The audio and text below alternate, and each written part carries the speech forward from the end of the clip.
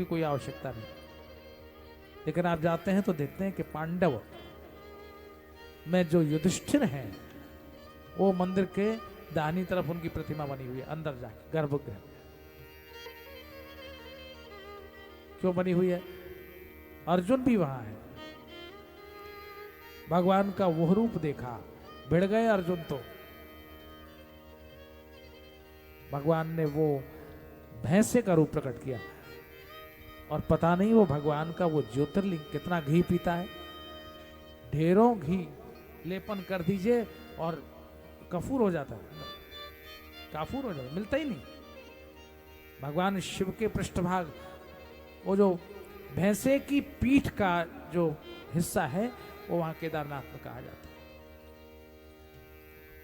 और भगवान शिव के यूं तो पंच केदार हैं, उत्तराखंड में जाते हैं तो पंच केदार, 5 अलग अलग रूप में भगवान कहते हैं कि जो वहां दर्शन करने जाए वो जब तक 5 केदार के दर्शन न करे तब तक वो केदारनाथ भगवान के दर्शन का फल नहीं मिलता। लेकिन अब वो भैंसे के स्वरूप में भगवान शिव जो प्रकट हुए, उनका जो सींग है वो नेपाल में जाकर निकला और वहां भगवान पशुपतिनाथ के रूप में प्रकट हुए। यद्यपि मूल ज्योतिर्लिंग तो यही केदारनाथ में ही माना जाता है, लेकिन भगवान शिव का सिर वहां जाकर निकला तो नए नाम के ऋषि थे, उन्होंने वहां के लोगों को पाला, इसीलिए उस स्थान का नाम नेपाल पड़ा। ये सारा भारतवर्ष ही था, बाद में अलग अलग देश बन गए, ये इसीलिए नामकरण भी इसीलिए हुआ कि वहां पर ऋषि ने उसको पालन किया, उसको बढ़ाया। ऐसे भगवान केदारेश्वर की कथा का वर्णन किया गया है। एक और शिवलिंग है, ज्योतिर्लिंग है भीमशंकर। भीम नाम का एक असुर था, उसको भगवान शिव ने कृतार्थ किया। वास्तव में करकट नाम का असुर की कथा यहां मिलती है, और जिसकी बेटी थी करकटी। तो वहां वो जंगल में रह रही थी, वहीं रहती थी, घर गृहस्थी पल रही थी। करकट और उसकी पत्नी पुष्कसी कालांतर में दोनों की हो गई मृत्यु। और तब ये देखा गया कि जो भजन करने वाला है अगर वो सताया जाता है तो मारने में भी सक्षम होता है। इन ऋषियों को अगर आप देखें तो अगस्त्य जी बड़ा भजन करते हैं, बड़ी तपस्या करते हैं। विश्वामित्र जी बड़े तपस्वी हैं, लेकिन हथियार इनके पास में भी है। राम जी जब विश्वामित्र के साथ गए तो आयुध सर्व समर्पिके प्रभु निज आश्रम में आनी। भाई हथियार आपके पास क्या रखा हो, क्या करते हैं? बोले बस दोनों काम करते हैं, एक हाथ में माला होती है, एक हाथ में बंदूक होती है या धनुष्बाण होता है। तो विद्या निधि को विद्या दीनी, वहां भी यही कहा गया। और अगस्त्य जी तपस्या करते हैं, ये ठीक है, लेकिन अगस्त्य जी जब परेशान होते हैं तो क्या करते हैं?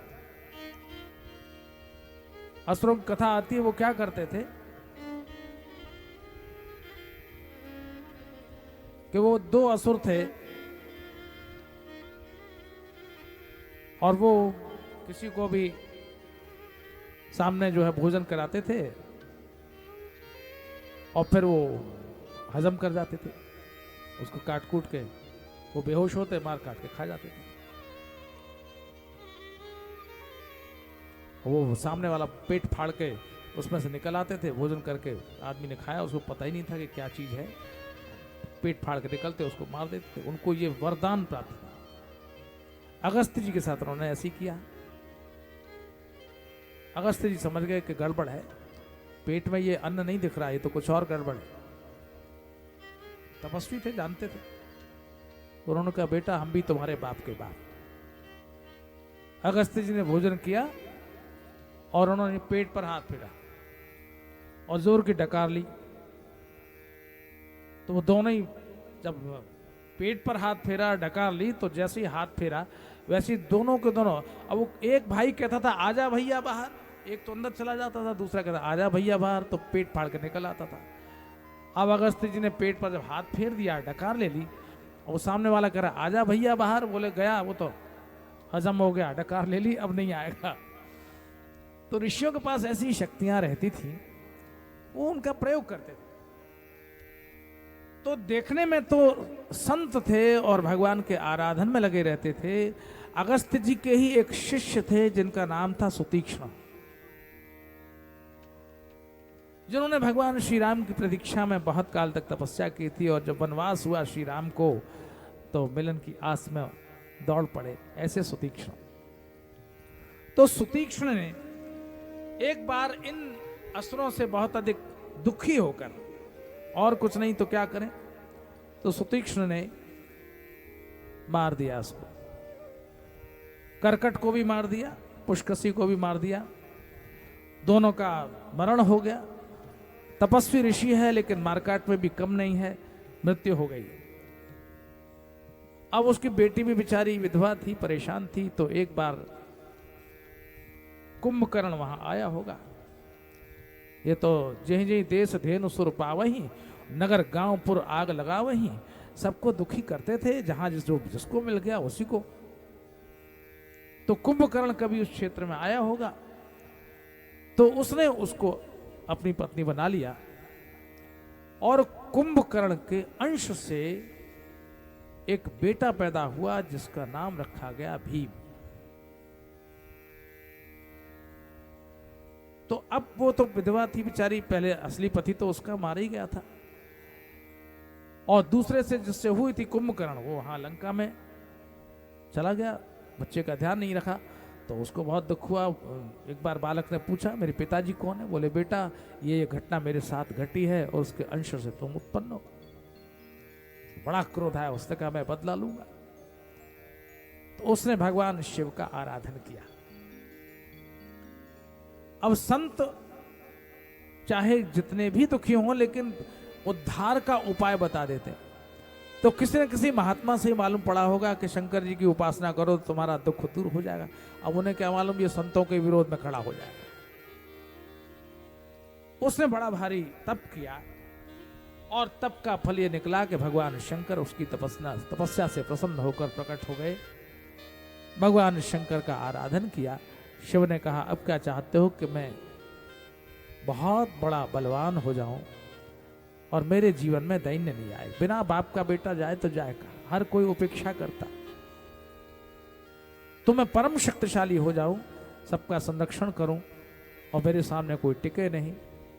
भगवान शंकर ने कहा ठीक है तथास्तु, अब मैं जाऊं? बोले नहीं आप जाइए। मैं तो बोले आप यहीं विराजमान हो जाइए, आप यहीं कृपा कीजिए। जैसे आपने मुझको दर्शन दिया है वैसे ही जगत के भक्त आपका दर्शन करके धन्य हो, मैं ये चाहता हूँ, मेरी ये प्रार्थना है। तो भगवान शंकर ने कहा ठीक है मैं यहीं रह जाता हूँ, पर मेरी पहचान अब केवल शंकर के रूप में नहीं होगी। चूंकि तुम्हारी तपस्या से मैं प्रसन्न हुआ हूँ तो आज के बाद लोग मुझको भीम शंकर या भीमा शंकर कहकर पुकारेंगे। इस तरह वो भी एक ज्योतिर्लिंग भगवान का अद्भुत प्रकट हुआ है। भगवान शिव के इस तरह अनेक ज्योतिष स्वरूप इस जगत में विख्यात हैं। भगवान शिव ने एक और ज्योतिर्लिंग के रूप में अपने आप को प्रकट किया। इसका नाम है विश्वेश्वर। भगवान विश्वनाथ। भगवान विश्वनाथ ने 5 कोस में एक अद्भुत नगर की रचना की। और वो नगर ऐसा था कि प्रलय होने के पश्चात भी उसकी स्थिति रहती थी, वो कभी जलमग्न नहीं होता। भगवान नारायण ने एक बार बड़ी उपासना की और उपासना करके भगवान शिव से प्रार्थना की देव आप ही जगत के नाथ हो, इसीलिए विश्वनाथ नाम पड़ा। दैन्य जीवन में आ जाए, दूसरे को बड़प्पन देकर के स्वयं छोटा हो जाए, ये भगवान की विशेषता है, चाहे वो भगवान शिव हो और चाहे भगवान विष्णु। भगवान विष्णु ने आराधना की, और आराधना में जो परिश्रम हुआ, उनसे जो पसीने का प्रवाह हुआ, वो इतना ज्यादा हुआ कि सारी नगरी, वो काशी नगरी डूबने लगी। तो प्रलय में भी नहीं डूबती थी, लेकिन विष्णु के पसीने में जब डूबने लगी तब कैसे बचे? तो भगवान शंकर ने अपने त्रिशूल की नोक से उस नगरी को ऊपर उठा लिया। और इसीलिए तब से ये कहा गया कि काशी ब्रह्मा की बनाई हुई सृष्टि से बिल्कुल अलग है। सारे जगत में प्रलय हो सकती है, लेकिन काशी में प्रलय नहीं होती। जो लोग काशी में रहते हैं, काशी में देह छोड़ते हैं, वो मुक्त हो जाते हैं। अगर मुक्ति पाने का ये सबसे सरल उपाय किसी को मिल जाता हो तो फिर और कहीं क्यों जाए। इसलिए प्रायः अपनी उत्तरावस्था में लोग काशी जाकर वास करते हैं, भगवान शिव का नामस्मरण करते हैं और त्रिशूल की नोक पर टिकी हुई उस काशी में ही अंत समय में अपना देह परित्याग करते। ऐसी काशी को भला क्यों न सेवन करें। हमारे जो विद्वान हैं वो इसी ओर संकेत करते। भगवान शिव ने परम प्रकाशमान इस काशी को जगत के भक्तों के बीच में प्रकट कर दिया। ऐसी अद्भुत काशी जहाँ जगदम्बा, पराम्बा, भगवती, अन्नपूर्णा भी नित्य निवास करती हैं। ऐसी काशी जिसमें रहते हुए श्री तुलसीदास जी महाराज को रामचरितमानस लिखने का अवसर प्राप्त हुआ। ये वो काशी जिसमें भगवान शंकर ने कृपा करके कितने ही शिव भक्तों को उत्पन्न किया। उस काशी को हम बार बार नमन करें और प्रणाम करें। काशी वासिन सर्वे साक्षात शिव स्वरूपिणे। प्रत्येक काशीवासी को शिव स्वरूप ही माना गया है। जो वहां रहता है, जो वहां भक्त भजन करता है और जो वहां जीवन यापन करता है, 2 टूक रोटी के खाकर भी भगवान शिव का नाम लेते हुए हर गंगे कहकर गंगा में डुबकी लगाता है, बस वो शिव स्वरूप हो जाता है। इसलिए काशी की विशेषता वर्णन ये करने में आई कि जो काशी सेवन करते हैं उनको भगवान अपनी सारूप्य मुक्ति देते हैं। 4 प्रकार की मुक्तियां कही हैं: सायुज्य, सालोक्य, सार्ष्टि और सारूप्य। किसी मुक्ति में भगवान का धाम मिलता है, किसी में भगवान की सन्निधि मिलती, भगवान की सेवा का अवसर मिलता है, किसी में भगवान की लीला में भाग लेने का अधिकार मिलता है। लेकिन एक ऐसी मुक्ति है जिसमें भगवान का रूप ही मिल जाता है, वो सारूप्य है, वो शिव ही हो जाता है, उसका अपना रूप नहीं रहता, वो शिव स्वरूप हो जाता है। ऐसी काशी का वास करने वाले लोग साक्षात शशांक शेखर के स्वरूप को प्राप्त कर लेते हैं। भगवान विष्णु ने जब वहां तपस्या की थी तो भगवान विष्णु के कान में एक मणिजटित कुंडल था और पसीने के बह जाने से जब प्रलय सी दिखने लगी तो भगवान विष्णु की समाधि सी टूटी। भगवान विष्णु थोड़े चैतन्य हुए और उसमें जैसे ही बाल झटके तो कान में बंधा हुआ वो जो कुंडल था, मणिजटित कुंडल, वो गंगा में आकर गिर गया। काशी में गंगा में आके गिरा तो जिस जगह आकर गिरा उस जगह का नाम पड़ गया मणिकर्णिका। आज भी मणिकर्णिका नाम का घाट है और लोग जो मणिकर्णिका घाट में स्नान करते हैं, डुबकी लगाते हैं, उन्हें भगवान शिव की ही प्राप्ति होती है, जैसे विष्णु को शिव की प्राप्ति हुई। यों भगवान विश्वनाथ आज भी अपने भक्तों से पूजित हैं, सेवित हैं। लोग धन्य होते हैं उनका दर्शन करके। ऐसे भगवान विश्वनाथ का हम ध्यान करें, नमन करें, 10-15 मिनट नमन करें, वंदन करें और भजन करें और शीघ्र ही फिर हम लौटते हैं आगे की कथा चर्चा के लिए, आगे के भगवान के शिवलिंगों की चर्चा के लिए। ओम नमः शिवाय, ओम नमः शिवाय, ओम नमः शिवाय, ओम नमः शिवाय, ओम नमः शिवाय, ओम नमः शिवाय, ओम नमः शिवाय, ओम नमः शिवाय, नमः शिवाय, ओम नमः शिवाय, ओम नमः शिवाय, ओम नमः शिवाय, ओम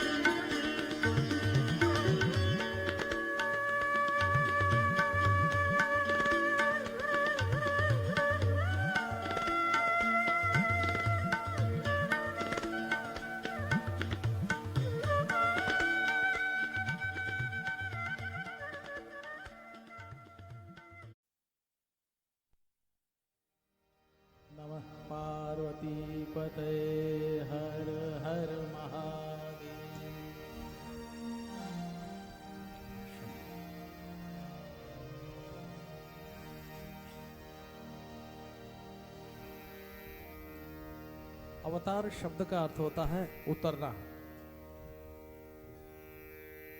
उतरने को अवतार कहते हैं। और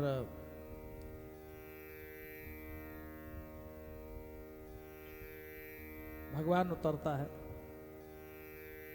चढ़ा हुआ उतरता है। चढ़ने का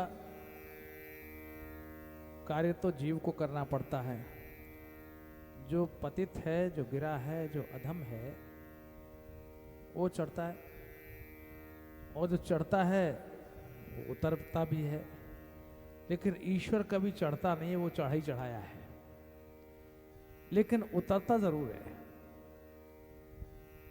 किस लिए उतरता है?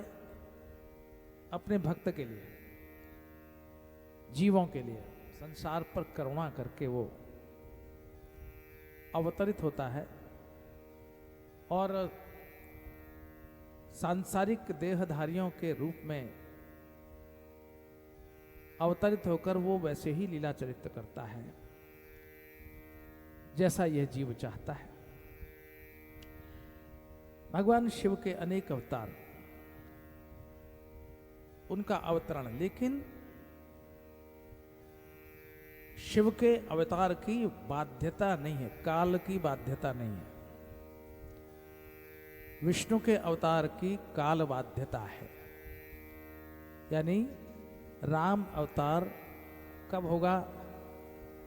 जब त्रेता होगा। कृष्ण अवतार कब होगा? जब द्वापर होगा। तो काल सापेक्ष है, काल के अनुसार ही वो अवतार होगा। ये और बात है कि किसी भी काल में भगवान के किसी भी रूप का चिंतन करने से वो स्वरूप कभी भी प्रकट हो सकता है। लेकिन जहां तक अवतार लेने की प्रक्रिया है, प्राकट्य की प्रक्रिया कभी भी हो सकती है, लेकिन अवतार की प्रक्रिया तभी होगी जब वो युग होगा। अवतार होना होगा तो राम के लिए त्रेता होना आवश्यक है। अवतार होना होगा तो कृष्ण के लिए द्वापर होना आवश्यक है। लेकिन प्राकट्य होना होगा तो फिर युग की आवश्यकता नहीं है। वो किसी भी युग में भक्त की भावना के अनुरूप भगवान प्रकट हो जाते हैं। किंतु भगवान शिव, उनको किसी भी काल का बंधन नहीं है कि शिव इसी काल में अवतार लेते हैं और इसी काल में भगवान शिव आते हैं।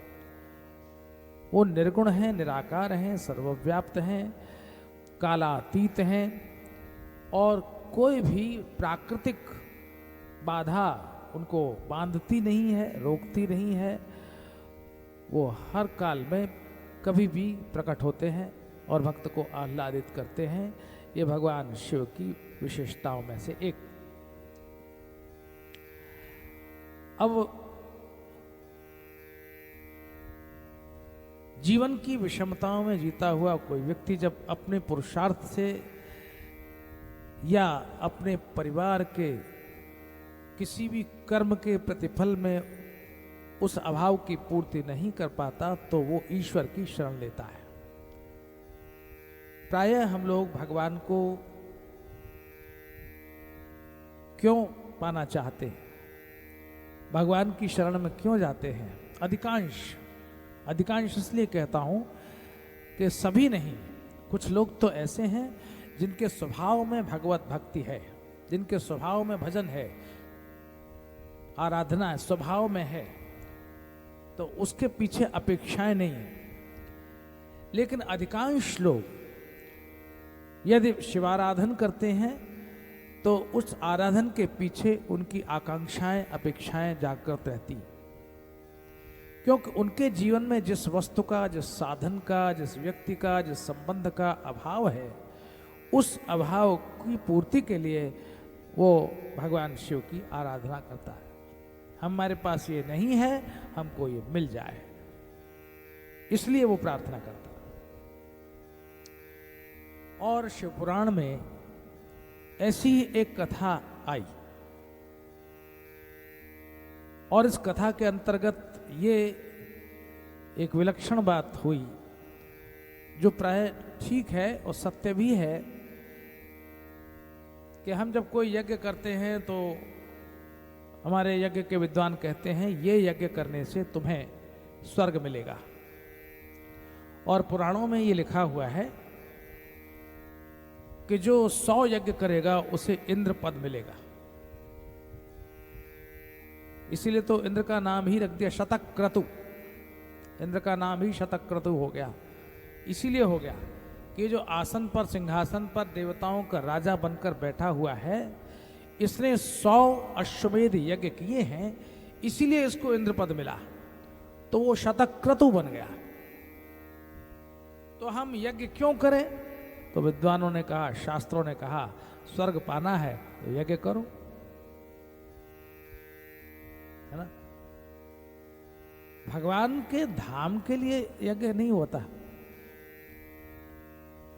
अनुष्ठान किस लिए होता है? प्रायः अनुष्ठान धन पाने के लिए, संपत्ति पाने के लिए, पद पाने के लिए, समाज में प्रतिष्ठा के लिए, गौरव के लिए, इसके लिए हम लोग करते हैं। लेकिन भगवत प्राप्ति के लिए, ईश्वर प्राप्ति के लिए कोई अनुष्ठान की चेष्टा नहीं है।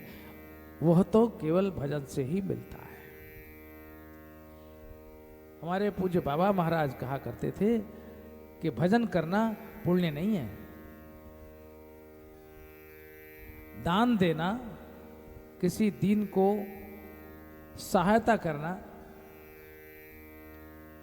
किसी की मदद करना, ये सारे पुण्य हैं। धर्माचरण करे और उसका फल मिलेगा। और तब उसके लिए कह दिया अवश्यमेव भोक्तव्यम कृतम कर्म शुभाशुभम। किए गए कर्म को के फल को अवश्य ही भोगना पड़ेगा। अगर पुण्य किया है तो पुण्य का फल, और पाप किए हैं तो पाप का फल जीव को भोगना पड़ता है। किंतु जो भजन है, ईश्वर का भजन है, ईश्वर का आराधन है, शिवार्चन है, वो कोई पुण्य नहीं है। ये न समझा जाए कि ऐसा करने से हमें कोई बहुत बड़ा पुण्य होने वाला है। उस शिवार्चन के बदले में अगर हमको कुछ मिल जाए, जैसे कि अभी बीच बीच में चर्चा होती रही है कि भगवान शिव की आराधना करने वालों को बड़ा ऐश्वर्य मिलता है, तो ये किए गए पुण्य कर्म का फल नहीं है कि हम ये माने कि हमने इतना पुण्य कर्म किया, पूजा की, तो उसके बदले में मिला। नहीं, क्योंकि कर्म करने के बाद व्यक्ति उसके फल का अपना अधिकार समझता है। और कोई भजन करने वाला भगवान को चुनौती दे, भगवान सामने आए और कहें भाई क्या बात है, क्यों भजन कर रहे हो, तो भक्त कहता है कि हमको ये चीज चाहिए। तो भगवान ने कहा हम नहीं दें तो कहता कि भजन नहीं किया क्या? मतलब वो इस बात की धमकी देता है कि भजन नहीं किया क्या, माने आपको देना ही पड़ेगा। तो वो उसके फल पर अपना अधिकार समझता है। लेकिन किए गए भजन से वो फल नहीं है जिस पर जीव का अधिकार हो। वो किए गए भजन और पूजन और उपासना और शिवार्चन, उसके प्रतिफल में यदि कोई चीज उपलब्ध हो जाए, ऐश्वर्य मिल जाए, तो ये हमारे किए गए पुरुषार्थ का फल नहीं, ये शिव की कृपा का फल। बस ये कॉन्सेप्ट में, विचार में थोड़ा सा फर्क है जिसे हमें समझना पड़ेगा कि वो जो ऐश्वर्य मिला हमें भगवान शिव की पूजा का के फल का, या शिव की पूजन करने पर जो हमें मिला, वो उस पर हमारी दावेदारी नहीं है कि हमने ये किया है तो आपको हमें ये करना ही पड़ेगा। दावेदारी नहीं है। लेकिन हमने जो किया है प्रभु आपको प्रसन्न करने के लिए किया है, तो भगवान शिव करुणा करके यदि हमें कुछ देते हैं तो वो उनकी कृपा का फल है। वो हमारी बिना दावेदारी के ही हमको प्राप्त हो जाए। ये थोड़ा विचार में हमको अच्छी तरह समझ लेना चाहिए। किए गए कर्म के फल का स्वरूप अलग है और की गई करुणा का अलग स्वरूप है। भगवान करुणा करते हैं। ये वैसा ही है जैसे किसी दुकानदार से हम मिठाई खरीदें। और उसके एवज में, उसके बदले में हम उसको पैसा दें। 1 किलो मिठाई तौल दो भैया, कितना पैसा हुआ? इतना हुआ, गिन करके नोट उसे दे दिया। तो 1 किलो मिठाई के खरीदने में हमें कुछ पैसा देना पड़ा। अब दूसरी ओर हम कहीं गए मंदिर में, भगवान का दर्शन किया और हमने कुछ राशि भगवान के सेवा के लिए गोलक में डाल दी, या पुजारी जी को दे दी, या पंडित जी को दे दी। तो अब हम ये कुछ राशि डाल के ये अधिकार पैदा कर लें कि हमने 100 रुपया चढ़ाया है तो प्रसाद भी हमें उसी हिसाब से मिलना चाहिए। तो वो मिठाई के बराबर की राशि चढ़ाने के बाद भी दावेदारी नहीं बनती है कि हमको इतने रुपए के बराबर ही वो मिठाई मिलनी चाहिए जो भगवान को भोग में लगाई गई है। अब ये उनके ऊपर है, पुजारी जी के ऊपर, पंडित जी के ऊपर, या भगवान की कृपा के ऊपर, कि वो हमको एक बताशा दे दे, या प्रसन्न हो गए तो 2-4 बर्फी के टुकड़े दे दें, या फिर हो सकता है पूरा का पूरा डिब्बा दे दें, या हो सकता है पूरी की पूरी वो छबड़िया होती है वही दे दें। तब फिर हम कहते हैं घाटे में नहीं रहे, 100 रुपया चढ़ाकर 400 रुपया का मान लिया। तो ये जो व्यवसायत्मिका दृष्टि है व्यक्ति की, कुछ खर्च करके कुछ पाने की दृष्टि, ये हम सांसारिक जीवों के मन में रहती है। तो इसी को समझाने के लिए मैंने आपसे ये निवेदन किया कि जो हम पुण्य इत्यादि करते हैं, जो हम कर्म करते हैं, उन पर तो हमारी दावेदारी है कि पुण्य करते हैं तो उन पुण्यों के फल हमको मिलेंगे, स्वर्ग मिलेगा या और अच्छे भोग मिलेंगे। लेकिन जो हम भजन करते हैं, जो शिवार्चन करते हैं, जो प्रार्थनाएं करते हैं, उन प्रार्थना और शिवार्चन के फल में, बदले में हमारी दावेदारी नहीं बनती कि हमने इतना भजन किया है तो आपको हमें देना पड़ेगा।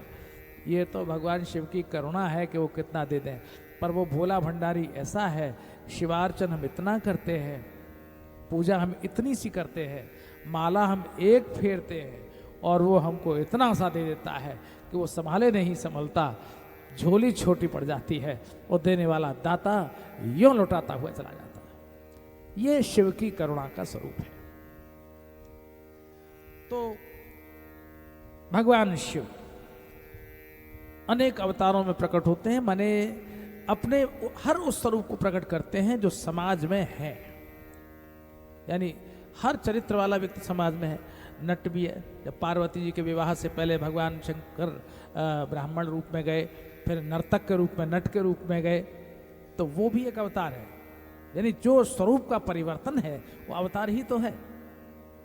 तो उस रूप में भी भगवान का एक अवतार शिव पुराणकार मानते हैं। अब महाभारत काल में पांडवों की ओर दृष्टि जाती है शिव पुराणकार की, कि जो पांडव हैं उनका कौरवों से थोड़ा सा मतभेद रहता है। दुर्योधन ने इन पांडवों को वनवास दे दिया था। ये वन में घूमते रहते थे बेचारे, कहाँ जाएं, कहाँ छिपें, क्या करें। 1 वर्ष का अज्ञातवास भी इनको भोगना पड़ा। दुर्योधन इसी कुटिलता में रहता कि किसी तरह से जो 1 वर्ष आखिरी जो गुप्त अज्ञातवास होता था, उसका ये था कि अगर उस 1 वर्ष में जो गुप्तवास में है, अगर वो 1 वर्ष का अज्ञातवास खुल जाए और पता लग जाए कि पांडव कहाँ हैं, तो फिर दोबारा से फिर 11 वर्ष आपको रहना पड़ेगा। माने जिंदगी भर वन में भटकाने की पूरी सोच थी दुर्योधन की। तो ये पांडव वन में रह रहे थे और दुर्योधन अपने राजमहल में, एक ही परिवार का एक पक्ष राजमहल में विलास कर रहा है और उसी परिवार का दूसरा पक्ष वन वन भटक रहा है। उसे रोटी का भी ठिकाना नहीं। वो तो ईश्वरीय शक्तियां यदि साथ में न होती इन पांडवों के, तो शायद वो तो भूखे भटक कर मर जाते। खांडव प्रस्थ दे दिया था, जहां घूमते, पथरीली जमीन, वहां घूमते थे। तो भगवान शिव के एक अवतार जिनका वर्णन हम आपके समक्ष कर चुके हैं, दुर्वासा। दुर्वासा शब्द की व्याख्या हमारे विद्वान करते हैं, दूर्वा ही आशनम यस्य। दुर्वासा ऐसी साधना करते हैं जिन्होंने कोई और चीज खाई नहीं, फल फलाहार भी नहीं, रोटी भी नहीं, दाल भी नहीं, सब्जी भी नहीं, भाजी भी नहीं। जब वो तपस्या में रहते हैं तो केवल दूर्वा खाकर तपस्या करते हैं, केवल घास खाकर। तो इसलिए उनका नाम दुर्वासा पड़ गया, दूर्वा ही अशनम यस्य। दूर्वा ही जिनका भोजन है वो है दुर्वासा। या बहुत से दुर्वासा शब्द के व्युत्पत्तियां कही गई हैं। गंध जिसके जिनके वस्त्रों से आती हो वो दुर्वासा। वसन ऐसा पहन रखा है कि दुर्गंध आती है, बहुत दिन से नहाए ही नहीं।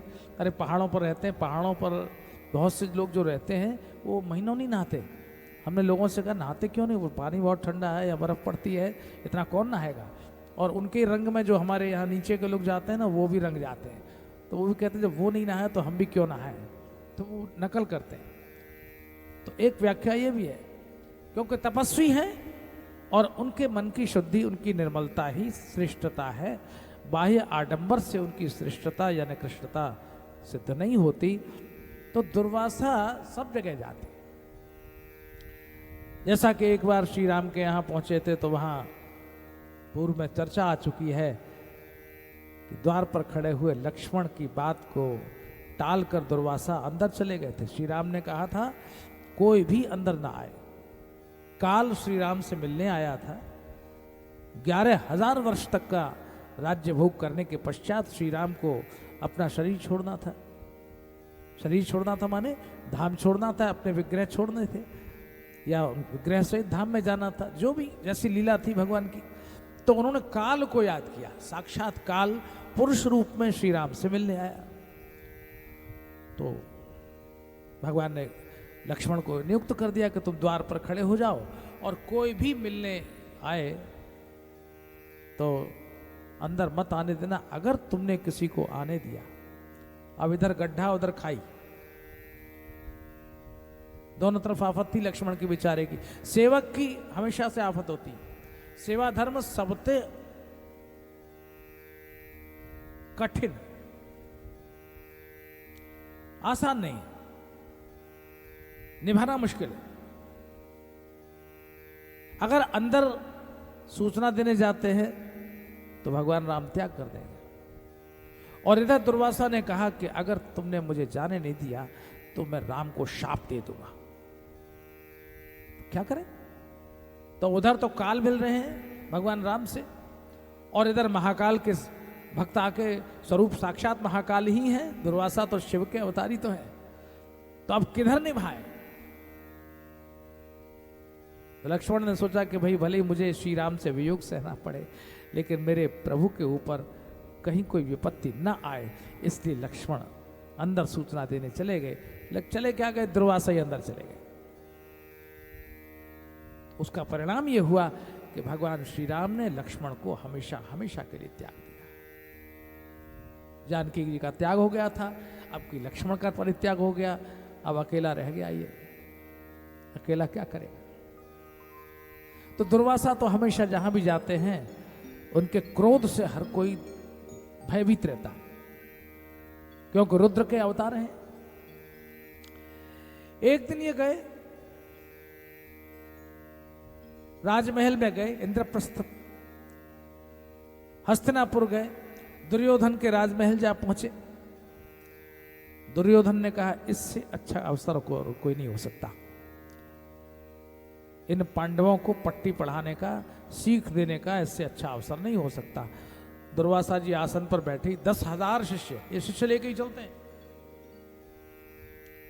आप कथाओं में सुनते हैं कि वो अम्बरीश ने द्वादशी विद्या एकादशी का व्रत किया था और उस समय दुर्वासा 10,000 शिष्यों को लेके आ गए। और पता नहीं क्या कारण है, दुर्वासा जी की हर कथा में ये होता है कि जैसे निमंत्रण दिया तो दुर्वासा जी पूरे शिष्यों को लेकर स्नान करने चले जाते। भाई स्नान ध्यान करके तब ना प्रसाद पाएंगे, तो चले जाते हैं। तो वहां अम्बरीश के प्रसंग में भी यही हुआ था, यहां भी यही हुआ। दुर्वासा जी को दुर्योधन ने कहा, भगवान अब यहां तो आप पधारते ही रहते हैं, लेकिन आजकल पांडवों को बड़ी इच्छा है किसी संत की सेवा करने की, और आपके जैसा महापुरुष वहां जाएगा तो निश्चित रूप से हमारे बंधु पांडव बहुत धन्य हो जाएंगे। तो ये उसकी कुटिलता थी दुर्योधन की। वो जानता था कि पांडवों के यहां इस समय भोजन का समय समाप्त हो गया, और एक द्रौपदी के पात्र के चमत्कार से ही इनका पेट पलता है। एक ऐसा बर्तन जिसमें द्रौपदी भोजन पकाती, और चाहे जितने लोग भोजन करने, हजारों लाखों कितने भी आ जाए, किंतु द्रौपदी जब उसमें से अंतिम अन्न का दाना कण ग्रहण कर लेती, अंतिम, तो फिर उससे कुछ नहीं बनता। दुर्योधन ने सोचा भेज दूं दुर्वासा को वहां, अब तो दोपहर बाद का समय है और पांडव दुर्वासा को भोजन करा नहीं पाएंगे, तो निश्चित रूप से दुर्वासा महाक्रोधी है, शाप दे देंगे। चलो अच्छा हुआ, झंझट कटा। अगर मेरे प्रयास से इनका कोई अहित नहीं हुआ तो अपने आप दुर्वासा के शाप से ये छुट्टी करेंगे। अब दुर्वासा नमः शिवाय कहते हुए पहुंच गए, अलख निरंजन द्वार पर पहुंचे। पांडवों ने देखा तो प्रणाम किया। अब व्यक्ति का स्वभाव होता है कि अगर आया है अतिथि तो कह देता है आइए आइए स्वागत है, भोजन तैयार है। लेकिन अगर आने वाले को घर का मालिक ये कह दे भोजन तैयार है, और घरवाली भीतर ये बात सुन रही हो, तो माथा पकड़ लेती है, हे भगवान इनकी आदत खराब हो गई कि जो कोई आता है इनको भोजन तैयार है, जैसे बनाते यही होंगे, अब सारा काम तो मुझे ही करना पड़ेगा। इतने इतने अतिथि आ गए, उनके लिए भोजन बनाओ, सारा इंतजाम करो। तो घरवाली को सबसे ज्यादा परेशानी होती है। ये पति देवता बिल्कुल विचार नहीं करते कि पत्नी के जिम्मे कितने कितने काम होते हैं, और चाहे जो कह देते। तो पांडवों ने तो कह दिया महाराज आपका निमंत्रण है। अब द्रौपदी ने कहा हे भगवान अब तो मेरी पतीली में भी कुछ नहीं। दुर्वासा जी बोले ठीक है, हम अभी स्नान करके आते हैं, तुम तैयारी करो। 10,000 शिष्यों के साथ दुर्वासा तो स्नान करने चले गए, और यहां पर द्रौपदी ने भगवान को स्मरण किया, हे श्याम सुंदर तुमने भरे दरबार में मेरी लाज बचाई थी, चीरहरण करके मेरा सर्वस्व लूटने वाला वो दुशासन, 60,000 हाथियों के बल वाला, और भरी सभा में तुमने लाज बचाई थी, आज क्या होगा। और न जाने कहां से घूमते हुए श्री कृष्ण आ गए। अरे भाई क्या हो रहा है, क्या हो रहा है भगवान, अब आप बचाइए। विश्वात्मा भगवान श्री कृष्ण ने उसी पतीली में पात्र में देखा एक शाक का पत्ता बचा हुआ, वही निकाला, मुख में डाल लिया और जोर से डकार ली, पेट पर हाथ फेरा। तो भगवान तो विश्वंभर है, सारा जगत सारा विश्व उनमें ही समाहित है। वहां स्नान करते करते दुर्वासा सहित पूरे के पूरे 10,000 शिष्यों के पेट भर गए, पता नहीं कैसे, सबको डकार आने लगी। शिष्यों ने कहा गुरुदेव वहां तो पेट भर गया प्रतीत होता है।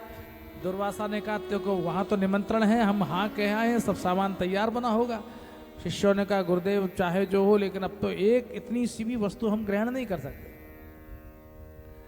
हम तो नहीं कर सकते ग्रहण, तो क्या करें। दुर्वासा ने कहा द्रौपदी के शाप से बचना होगा, अगर कहीं गए तो द्रौपदी शाप दे देगी सबके सबको, ये ठीक नहीं है।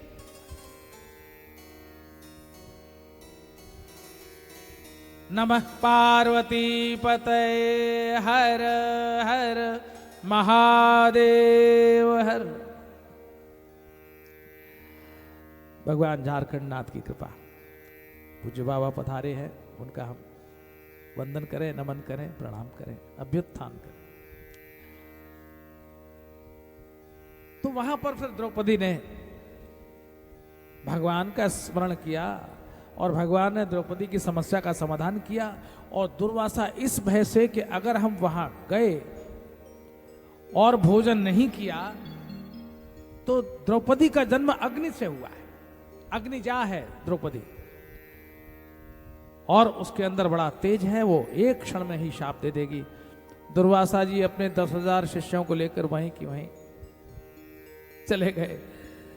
तो ये भगवान का जो दुर्वासा अवतार है, ये कभी कभी भक्तों के हृदय में भी प्रेरणा करता है कि भाई तपस्या तो हो, लेकिन सावधान रहना कहीं कोई द्रौपदी न मिल जाए, क्योंकि द्रौपदी अगर मिल गई तो फिर दिक्कत आती, फिर परेशानी होती है।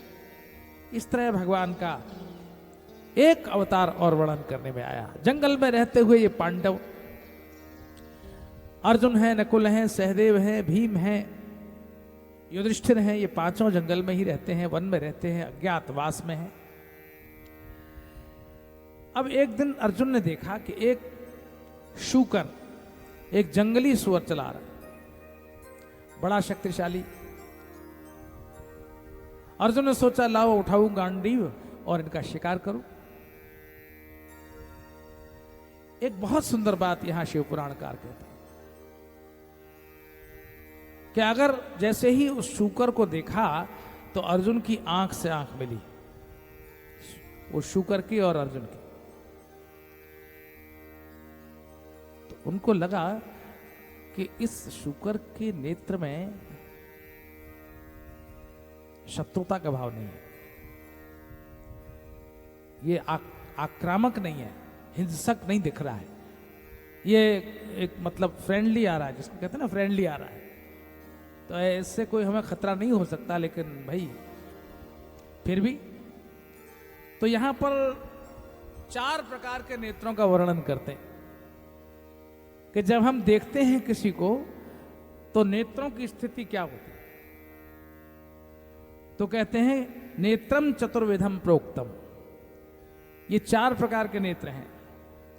एक कैसे है, उज्ज्वलम मित्र संयोगे, अगर नेत्र उज्ज्वल हैं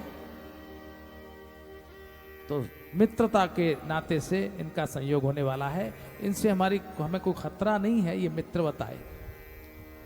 उज्ज्वलम मित्र संयोगे सरसम पुत्र दर्शने, जब पुत्र का दर्शन होता है तो नेत्र सरस हो जाते हैं, वात्सल्य से भर जाते हैं, तो उस समय आंखों की चमक कोई दूसरी तरह होती है। और मित्र से मिलना होता है तो उस समय की चमक कोई दूसरी होती है, शांत होते हैं, मित्रवत भाव होता है। और पुत्र को देखते हैं तो वात्सल्य में आंखों में भाव आ जाता है, तो वो सरस हो जाता है। और तीसरे प्रकार के नेत्र वक्रम च कामिनी योगे, कामिनी के साथ जब आंख उठती है तो वो तिरछे नेत्र होते हैं, जिसको कहते हैं कटाक्ष, सीधे नहीं, वो तिरछे देखते हैं। भगवान श्याम सुंदर की भंगिमा का वर्णन करते हुए कई भक्तों ने लिखा है, कैसे है नेत्र, बोले बंकिम है। जो वृंदावन में जाते हैं तो बांके बिहारी के दर्शन करते हैं। ये बांके बिहारी नाम क्यों पड़ा, इसीलिए पड़ गया क्योंकि नेत्र इनके बंकिम, बंकिम माने तिरछे हैं, तो तिरछे नयनों से निहारते हैं जब प्रभु, तो फिर वो बांके बिहारी हो जाते हैं। तो एक नेत्र ऐसे हैं। और चौथे नेत्र हैं आरक्तम शत्रु दर्शने, अगर शत्रु से मिलन होता है तो नेत्र लाल हो जाते हैं। तो अर्जुन ने ये 4 बातें देखी, और ये 4 बातें होने पर उनमें से एक निश्चय किया कि जो सामने वाला शूकर है तो शूकर, पर पता नहीं क्यों वास्तव में भगवान शिव परीक्षा लेने के लिए स्वयं ही किरात बने और स्वयं ही शूकर बने। किरात बनकर वहां प्रकट हो गए थे और शूकर बने आगे आगे भाग रहे थे। अर्जुन ने धनुष पर बाण चढ़ाया और जो ही संधान किया तो नाटक करने में भगवान शंकर भी कुछ कम नहीं है। वो बेचारे सीधे शूकर की तरह से लेट गए, लोटपोट हो गए, और किरात के रूप में खड़े हुए भगवान महादेव ने उस शूकर पर अपना दावा पेश कर दिया कि मेरे बाण से गिरा है। अर्जुन ने कहा नहीं नहीं, मेरे बाण से गिरा है, नहीं नहीं, मेरे बाण से गिरा है। अब दोनों में ये बहस हो गई। एक बात और कहते हैं यहां पर कि चाहे जो हो जाए, किसी भी तरह से लक्ष्मी जाती हो जाए, और अगर मृत्यु निकट हो कोई चिंता नहीं, लेकिन भगवान शंकर की निंदा इन कानों से सुनने को न मिले। ये यहां पर ये भगवान शिव के भक्त के लिए कहा गया है कि वो किसी भी परिस्थिति में शिव की निंदा सुनने को तैयार नहीं होता है। लक्ष्मी गच्छे, लक्ष्मी गच्छे चानतिष्ठे, लक्ष्मी जाए चाहे आ जाए, यदा याति तदा यातु, यत् प्रयाति प्रयातु तत्, न मे भोग स्थितौ वांछा न मे भोग विसर्जने, यदा याति तदा यातु, आती है तो आए, यत् प्रयाति प्रयातु तत्, और जाती है तो चली जाए, इस बात की मुझे कोई परवाह नहीं। लेकिन निंदाम नाथ प्रकुर्वन्तु स्तुतिम वा दुःख संक्षयम्,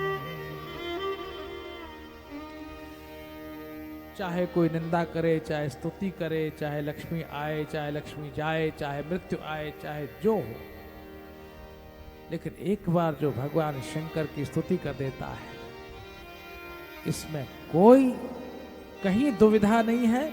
इस बात का दावा करता है शिव पुराणकार कि शिव स्मरण से जीवन में आए हुए दुखों का विनाश होता ही होता है। कोई व्यक्ति कहता है कि लक्ष्मी मिलने पर सुख होगा, सुख की कामना से कोई व्यक्ति लक्ष्मी की इच्छा करता है, लक्ष्मी मिलेगी तो सुख हो जाएगा। लेकिन यहां तो क्या बढ़िया दावा कर दिया, वो लक्ष्मी चली भी जाए तो भी चिंता मत कर, लक्ष्मी आती हो तो भी बात नहीं है, लक्ष्मी चली जाए तो भी चिंता मत करना। किन्हीं भी परिस्थिति में, कैसे भी हालात में कोई रहे, लेकिन अगर शिव की स्तुति करने का अभ्यास बना हुआ है तो फिर कभी भी दुख तो नहीं होगा। तो सुख दुख का संयोग सांसारिक साधनों, ऐश्वर्यों और लक्ष्मी के साथ नहीं जुड़ा हुआ है, यह शिव कृपा के साथ जुड़ा हुआ है। अगर शिव कृपा बनी हुई है तो हर परिस्थिति में व्यक्ति को सुख ही होगा, दुख नहीं होगा। इसलिए भगवान शिव के समक्ष खड़े हुए अर्जुन ने देखा, दावेदारी थी, मेरा है, दोनों ही दावा कर रहे थे। लेकिन भगवान शंकर जब प्रकट हो गए तो अर्जुन चरणों में गिर पड़े। देव, मैं आपको प्रणाम करता हूं, आपकी कृपा, मैंने आपको पहचाना नहीं। शंकर जी ने कहा, बस यही तो मैं कहना चाहता हूं, इस जगत में मैं किसी भी रूप में आ सकता हूं। ईश्वर के दोनों अवतार, ये दोनों स्वरूप, विष्णु के साथ भी ये जुड़ गया और भगवान शिव के साथ भी जुड़ गया। भगवान शंकर ने भी शुक्रावतार लिया और भगवान विष्णु ने भी शुक्रावतार लिया।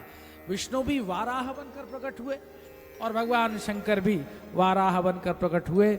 और दोनों स्थितियों में जब भ्रमित होता है जीव, पहचान नहीं पाता, ईश्वर को पहचानने की दृष्टि ईश्वर कृपा से ही प्राप्त होती है। और बड़ी सुंदर स्तुति अर्जुन ने इस समय भगवान शंकर की है, चरणों में गिर पड़े हैं, आनंद से भर गए। किस रूप में ईश्वर आता है इसकी पहचान नहीं हो सकती। मैं कुछ दिनों पहले गया था मिथिला क्षेत्र, मिथिला जहां जानकी जी का घर है ना, तो मिथिला में एक कवि हुए विद्यापति। विद्यापति भगवान शिव के महान परम भक्तों में से। लेकिन संयोग यह होता है कि कभी कोई बहुत विद्वान होता है तो उसकी धर्म पत्नी जो है वो बिल्कुल जड़ होती है, मूर्ख होती है। पति अगर बहुत बुद्धिमान है तो पत्नी बिल्कुल उल्टी है, जो आत्मदेव की घरवाली की तरह से। तो विद्यापति तो नित्य भगवान का स्मरण करते, ध्यान करते, पूजन करते, और पत्नी हमेशा कुछ न कुछ पति को कोसती रहती। तब विद्यापति बार बार भगवान शंकर का ध्यान करके कहते, हे शंभु, अब मैं क्या करूं, इतने काम है, तुम्हारी पूजा भी पूरी तरह नहीं कर पाता हूं, और ये और मुश्किल है। धर्मपत्नी ने कहा तुम्हें अपना रोना रोना रोते हो तुम, मुझे कितनी मुसीबत है, बाजार से साग भाजी लाने वाला कोई नहीं है, चूल्हे में लकड़ी के लिए भी सोचना पड़ता है, कौन लाए, कोई नौकर ढूंढ के क्यों नहीं ले आते हो। और एक दिन भोर में ही एक सांवला सा लड़का द्वार पर आके खड़ा हो गया। विद्यापति ने पूछा कहां से आए हो, कौन हो तुम? बोले सरकार हम उगना है। उगना? उगना कहां रहते हो? वो यहीं पास के गांव में रहते हैं, नौकरी चाहिए। अच्छा तो नौकरी चाहिए, क्या लोगे, पैसा क्या लोगे?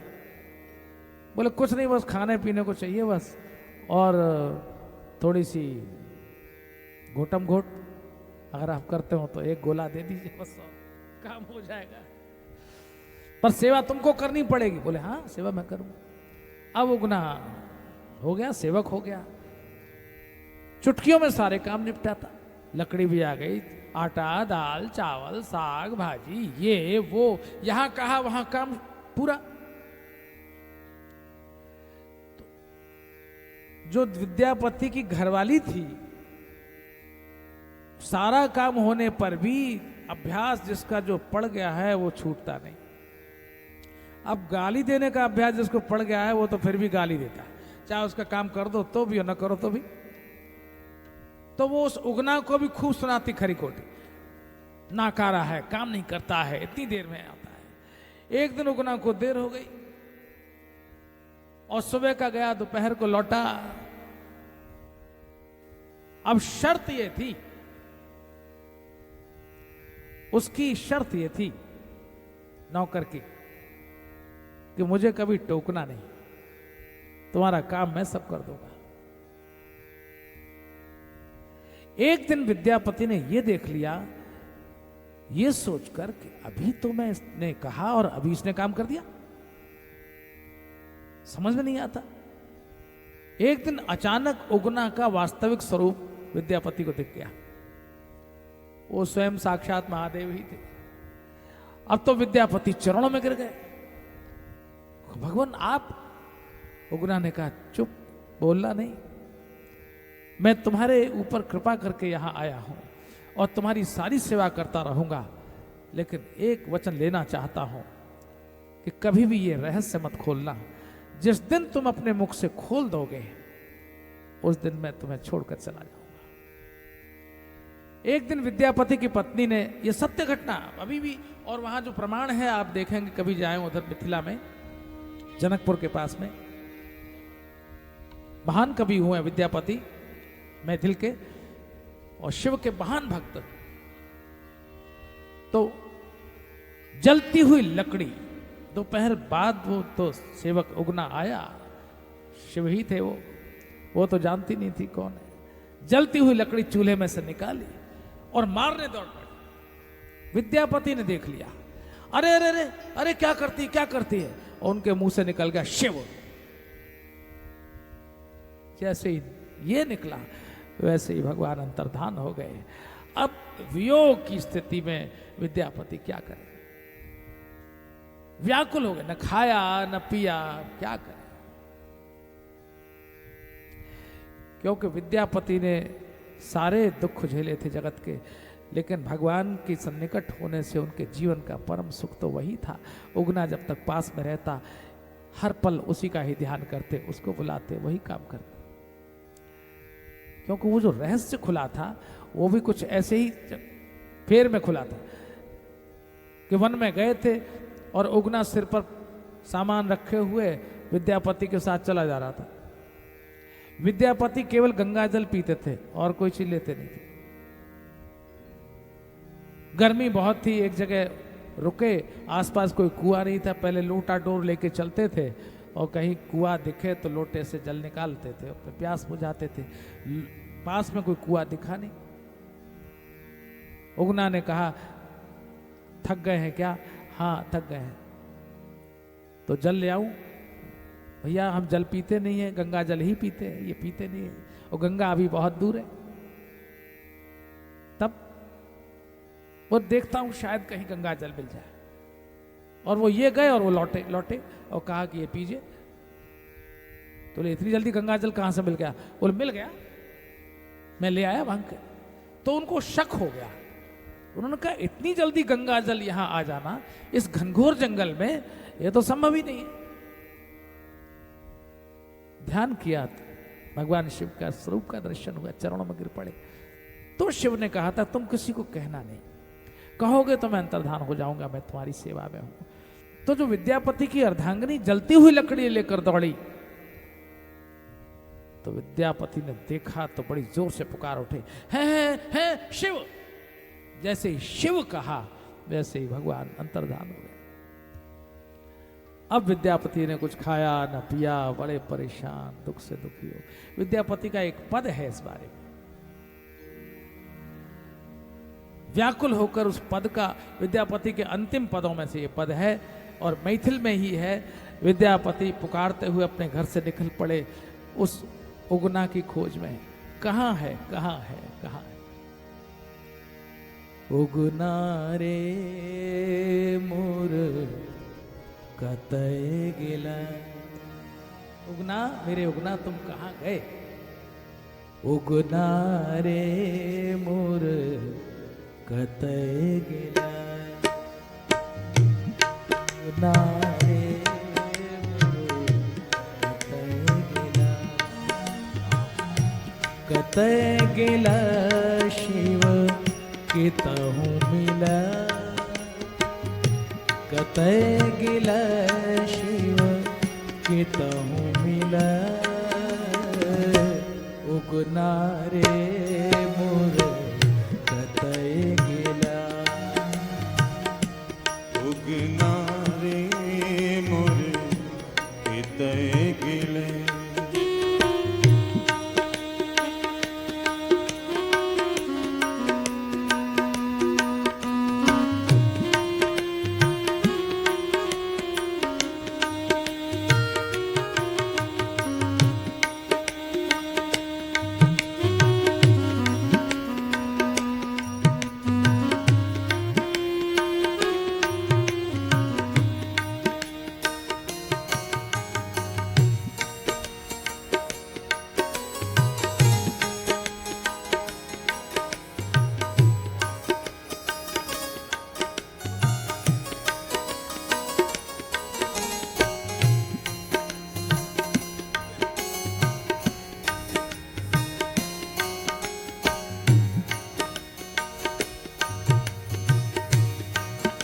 कहां गए? अब मेरी भांग कौन घोटेगा? क्योंकि उगना का ये काम था, विद्यापति के लिए भांग घोटते और फिर शंकर जी को भोग लगाते विद्यापति। अब मेरा क्या होगा? तो विद्यापति कहते हैं भांग नहीं बटुआ, भांग नहीं बटुआ। भांग नहीं बटुआ, भांग नहीं बटुआ। अरे तुम भांग मत घोटना, और तुम आ तो जाओ। भांग नहीं बटुआ, भांग नहीं बटुआ। भांग नहीं बटुआ, भांग नहीं बटुआ। रूसी बेसलाह, रूसी बेसलाह। रूसी बेसला, रूसी बेसला। क्यों रूठ गए हो?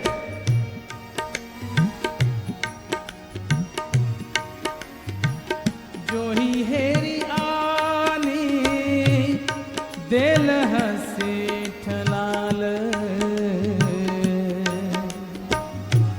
तुम जो मांगोगे मैं वो दूंगा, लेकिन उगना रे मोर कतय गिला। उगना रे मोर कतय गिले। कतय गिला शिव कितहु मिला।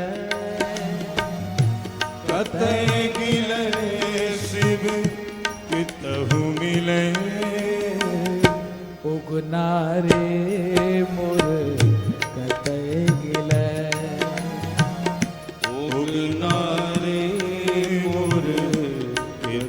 गिले।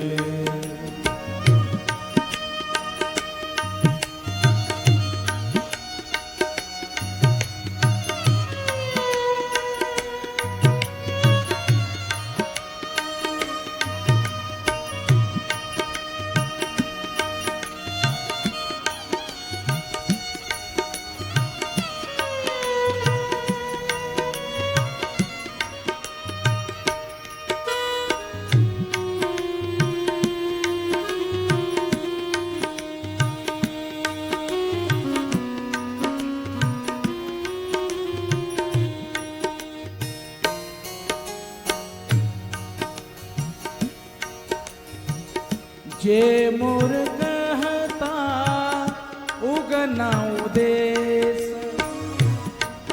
कोई मुझको कह दे उगना वहां है, कोई ठिकाना बता दे, पता बता दे। धन्य हो गए विद्यापति, अमर हो गए अपनी कृति से। आज मिथिलांचल में कोई भी जाता है तो विद्यापति के साहित्य को सुनकर भाव विभोर होता है। विद्यापति कहते हैं कोई कह तो बता दे कि कहाँ है उगना। जे मोर कहता उगना उदेश, जे मोर कहता उगना उदेश, ताहि देवो कर कंगना बेस। सोने का कंगन उसे दे दूंगा। ताहि देवो करे कंगना बेस, उगना रे मोर उगना रे मोर कतय गिलै। उगना रे मोर कतय गिलै। कतय गिलै शिव केतहु मिलै। कतय गिलै शिव केतहु मिलै। उगना रे मोर कतय मिलै। उगना रे मोर कतय गिलै।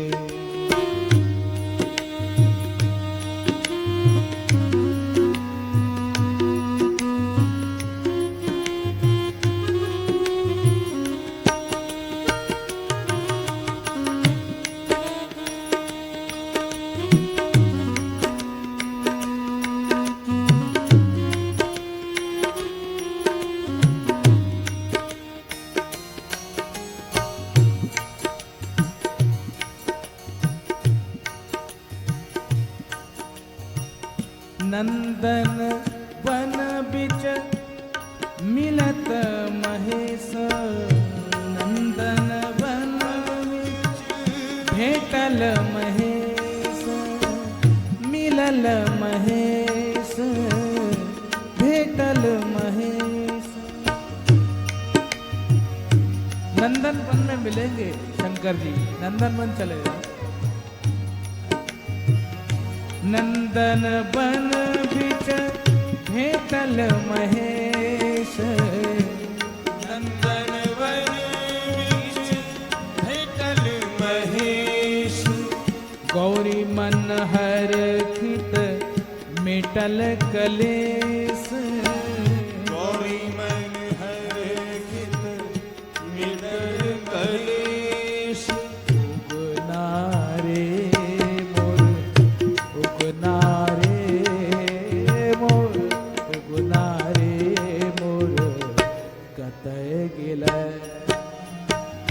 उगना रे मोर कतय गिलै।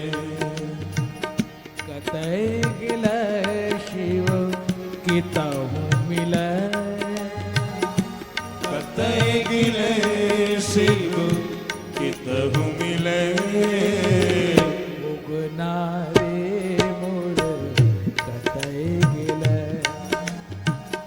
उगना रे मोर कतय गिलै।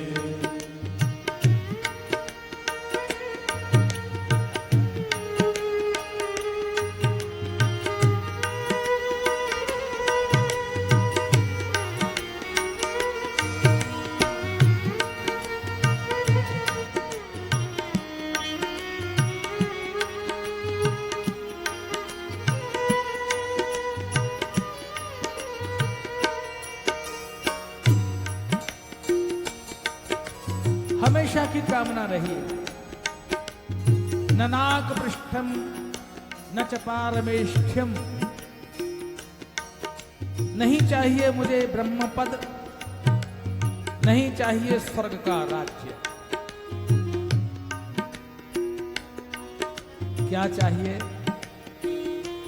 तो विद्यापति कहते हैं, हे दाता तुम स्वर्ग मत देना, मुझे कोई ऐश्वर्य नहीं चाहिए। महादेव सब कहते हैं कि तुम सबको सारे वैभव देते हो, मुझे कुछ नहीं चाहिए।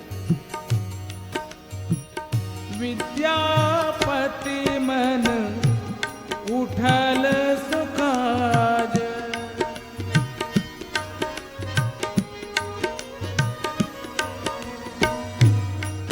मुझे तो उगना चाहिए, उगना।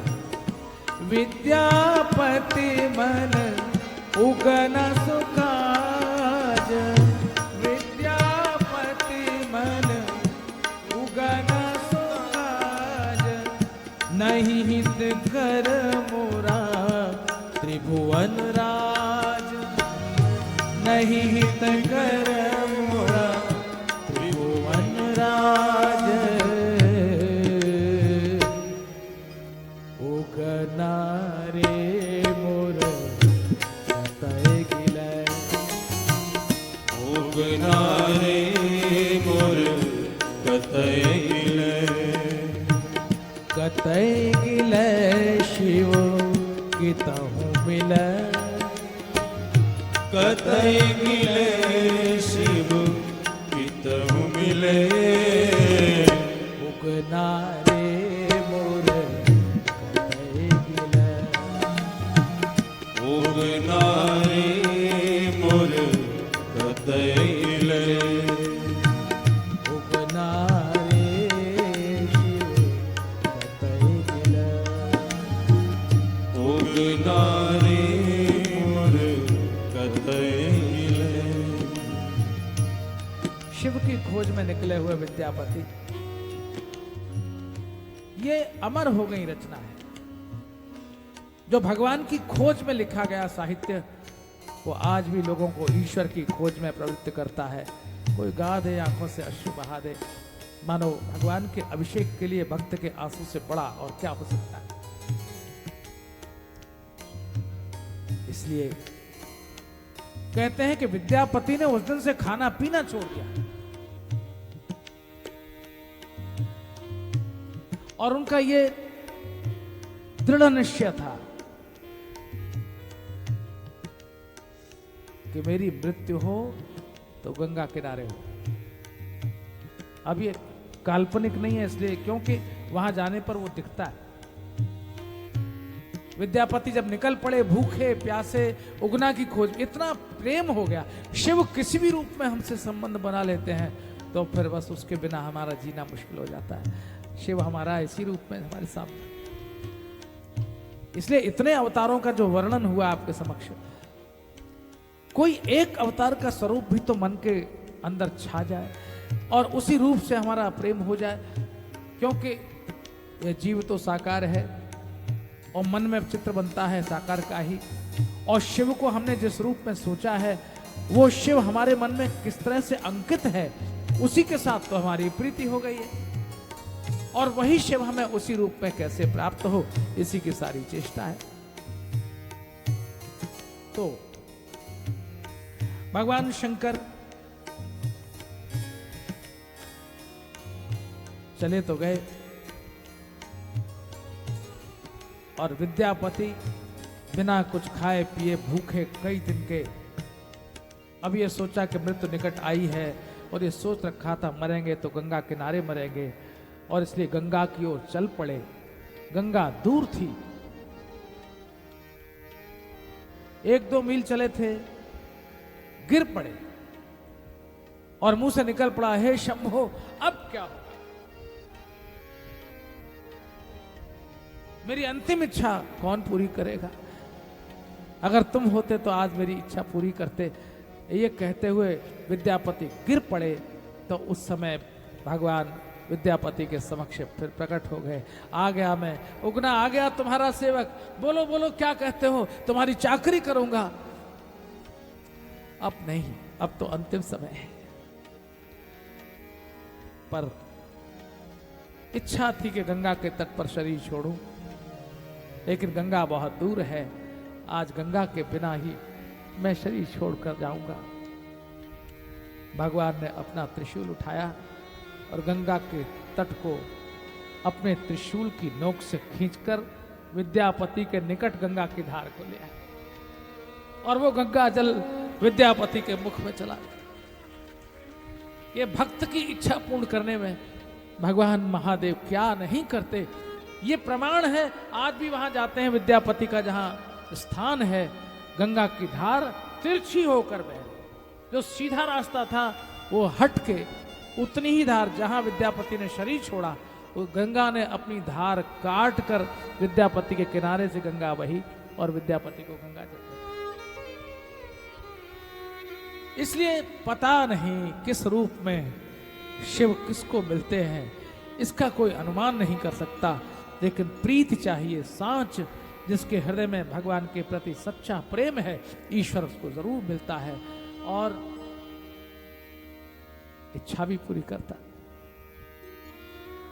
इसलिए भगवान ने अपने आप को बहुत से रूपों में प्रकट किया है। पुराणकार कहते हैं 12 जगह पर भगवान ने अपने ज्योतिष स्वरूप को प्रकट किया।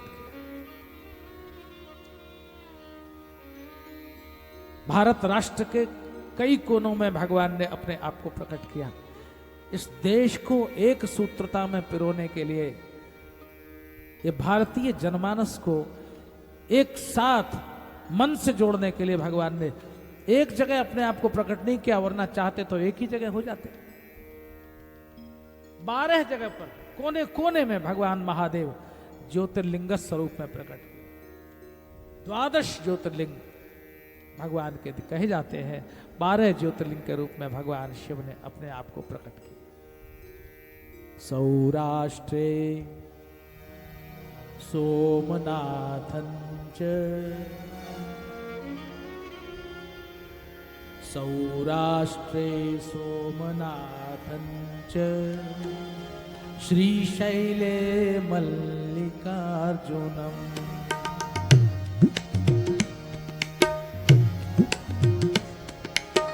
सौराष्ट्रे सोमनाथं च, श्रीशैले मल्लिकार्जुनम्। उज्जयिन्यां महाकालम्, ओंकारे परमेश्वरम्।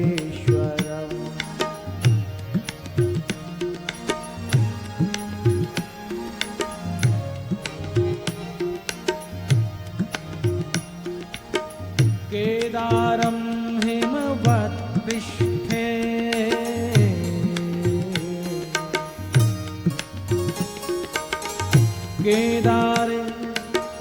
केदारं हिमवत्पृष्ठे, डाकिन्यां भीमशङ्करम्।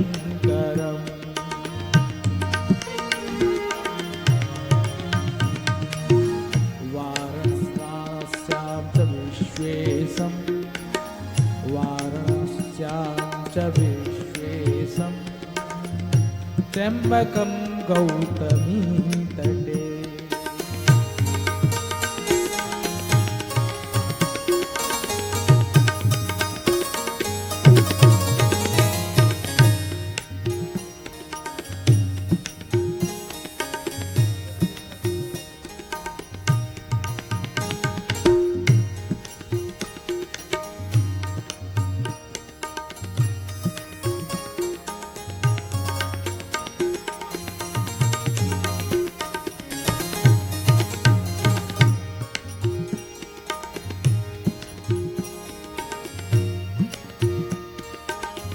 वैद्यनाथं चिताभूमौ,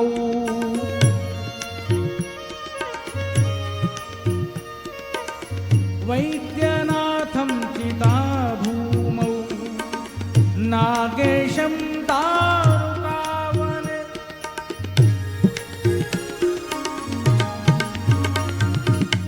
वैद्यनाथं चिताभूमौ, रेशम दारुका बने, सेतु बंधे चरामेशम, भुष्मेशम तु शिवालये।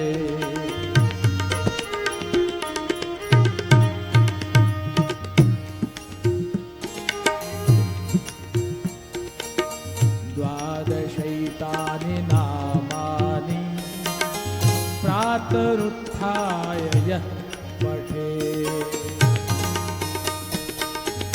द्वादशैतानि नामानि प्रातरुत्थाय यः पठेत्, सर्वपापैर्विनिर्मुक्तः, सर्वपापैर्विनिर्मुक्तः, सर्वसिद्धिफलं लभेत्।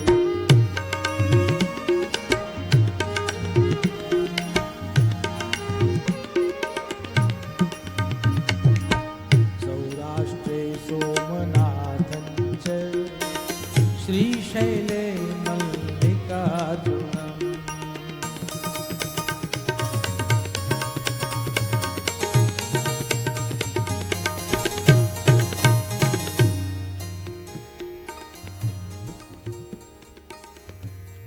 तेरी बन जाएगी, तेरी बन जाएगी शिव शंकर गुण गाए, तेरी बन जाएगी शिव शंकर गुण गाए से, तेरी बन जाएगी शिव शंकर गुण गाए, तेरी बन जाएगी शिव शंकर गुण गाए से।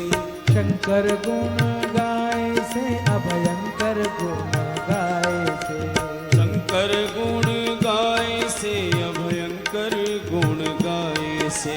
शंकर गुण गाए से अभयंकर गुण गाए से, शंकर गुण गाए से अभयंकर गुण गाए से। तेरी बन जाएगी शिव शंकर गुण गाए से, तेरी बन जाएगी शिव शंकर गुण गाए से। तेरी बन जाएगी।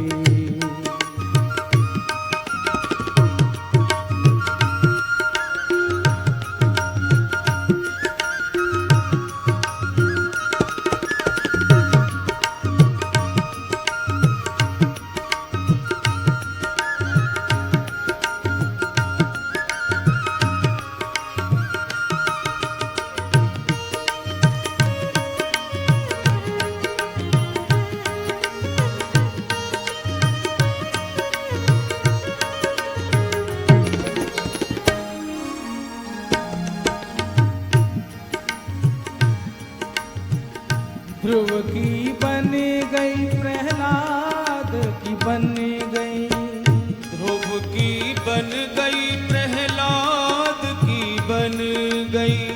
ध्रुव की बन गई प्रहलाद की बन गई, ध्रुव की बन गई प्रहलाद की बन गई। द्रौपदी की बन गई चीर के बढ़ाए थे, द्रौपदी की बन गई चीर के बढ़ाए से। द्रौपदी की बन गई चीर के बढ़ाए से, द्रौपदी की बन गई चीर के बढ़ाए से। तेरी बन जाएगी शिव शंकर गुण गाए थे, तेरी बन जाएगी शिव शंकर गुण गाए से। तेरी बन जाएगी।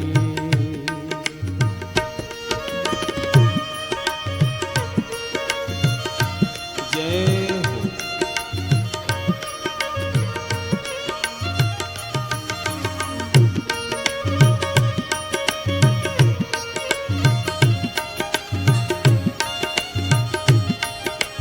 हर हर हर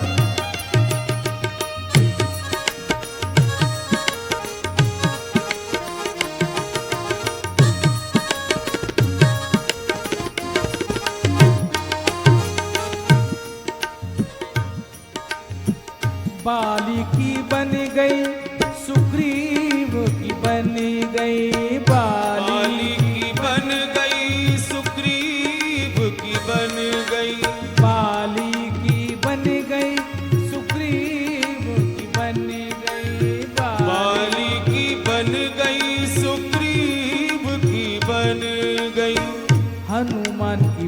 गई, हे मारुति की बन गई, मारुति की बन गई, ये सीता सुदे लाए से मारुति की बन गई, सीता सुध लाए से तेरी बन जाएगी शिव शंकर को गाए से, तेरी बन जाएगी शिव शंकर गुण गाए से, तेरी बन जाएगी।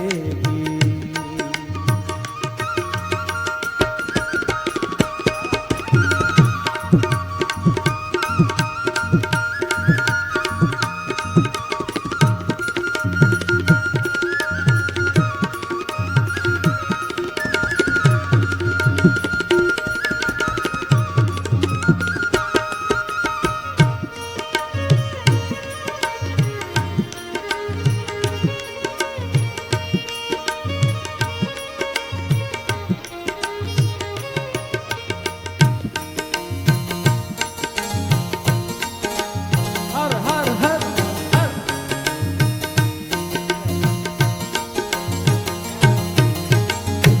नंदी की बन गई, नंदी की बन गई, वीरभद्र की बन गई, नंदी की बन गई, वीरभद्र की बन गई, नंदी की बन गई, वीरभद्र की बन गई, नंदी की बन गई, वीरभद्र की बन गई, कीर्ति मुख की बन गई, कीर्ति मुख की बन गई, शिव शिव गाए थे कीर्ति मुख की बन गई, शिव गाए से तेरी बन जाएगी शिव शंकर गुण गाए से, तेरी बन जाएगी शिव शंकर गुण गाए से, तेरी बन जाएगी।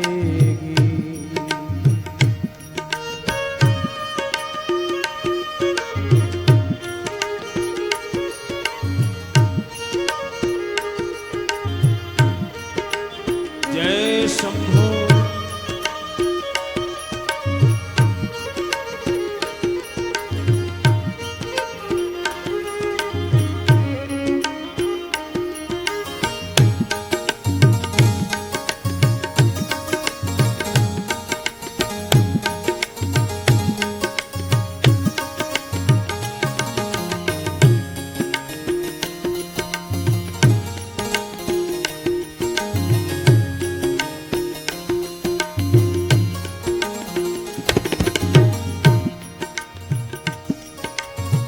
हे गणेश की बन गई,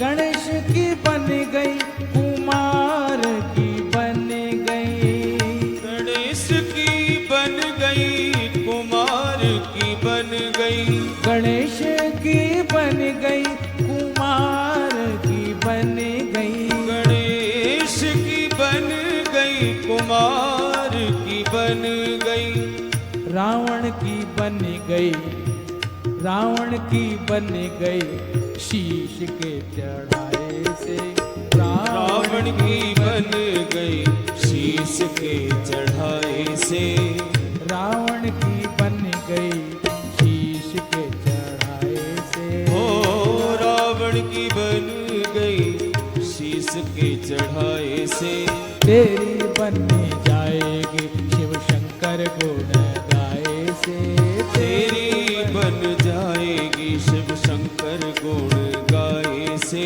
तेरी बन जाएगी।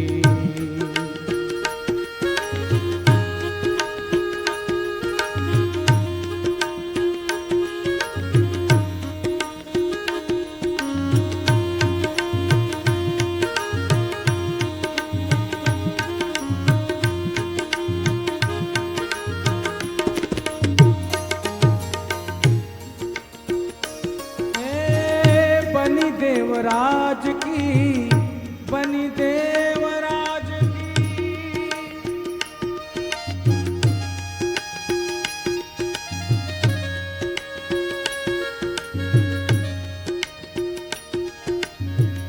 बनी देवराज की ओ बिंदुक की बनी गई, बनी देवराज की बिंदुक की बनी गई, बनी देवराज की बिंदुक की बन गई, बनी देवराज की बिंदुक की बनी गई, बनी देवराज की बिंदुक की बन गई, चंचुला की बनी गई, शिव शिव गाए से चंचुला की बन गई, शिव शिव गाए से चंचुला की बनी गई, शिव शिव गाए से चंचुला की बन गई, शिव शिव गाए से तेरी बनी जाएगी शिव शंकर गुण गाए से, तेरी बन जाएगी शिव शंकर गुण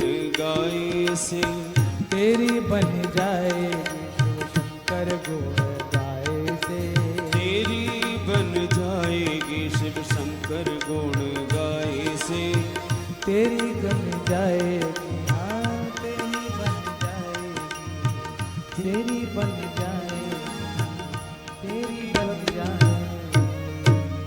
नमः पार्वती पतये हर हर हर महादेव।